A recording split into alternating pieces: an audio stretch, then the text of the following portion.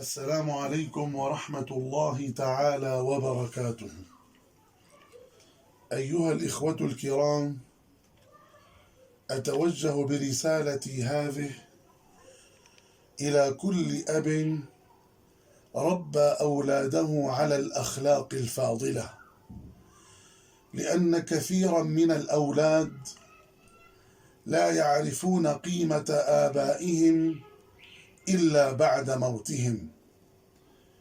أيها الإخوة الكرام، لا أريد في رسالتي هذه أن أتحدث عن الأم، لأن الأم مهما تحدثنا عنها فلن نستطيع أن نوفيها حقها، وإنما أتحدث برسالتي هذه عن الأب، عن هذا الرجل الذي يضحي بشبابه وصحته من أجل زوجته وأولاده، من خلال عمله بشكل متواصل، وأحيانا لأوقات متأخرة من الليل دون أي تذمر أو شكوى، وهو الذي يحاول بناء حياة عائلته ومستقبل أولاده، ولو أدى ذلك إلى أن يعمل عملين أو أكثر، وهو الذي يكافح ويناضل بشكل دائم، ثم يتحمل عتاب أمه وأبيه، ويحاول قدر المستطاع أن يبرر تقصيره مع والديه، وفوق ذلك كله يقع اللوم على رأسه دائما.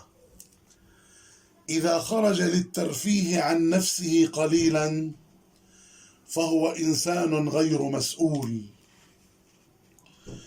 وإذا بقي في المنزل فهو رجل كسول، وإذا حاسب أبناءه على أخطائهم فهو متوحش، وإذا لم يحاسبهم فهو متساهل، وإذا منع زوجته من العمل فهو متسلط، وإذا تركها تعمل فهو مستغل، وإذا سمع كلام أمه فهو خاضع، وإذا سمع كلام زوجته فهو خانع.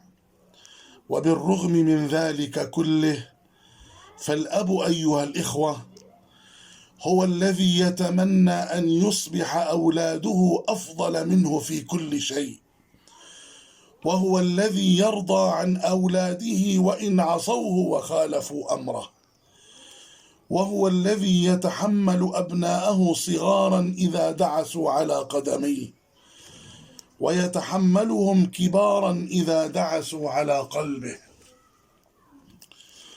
وهو الذي يعطيهم كل ما يملك، وهو الذي إذا طلب أولاده منه شيئا يفعل كل ما بوسعه دون تردد في أن يحضره لهم. وإذا كانت الأم تحمل أطفالها 9 أشهر في أحشائها، فالأب يحمل أبناءه في عقله وتفكيره العمر كله. فالعالم بأسره بخير أيها الإخوة ما دام رب العائلة مع عائلته بخير. لذلك أنصح نفسي وإياكم أن نغتنم وجود آبائنا وأمهاتنا قبل أن يرحلوا عنا، فنندم على ذلك ولا تساعة مندم. أسأل الله عز وجل أن يجعلنا جميعا رجالا ونساء، كبارا وصغارا، ذكورا وإناثا، من البارين بآبائنا وأمهاتنا قبل أن يرحلوا عنا، إنه ربنا سميع قريب مجيب للدعاء، والحمد لله رب العالمين. والسلام عليكم ورحمة الله تعالى وبركاته. السلام عليكم.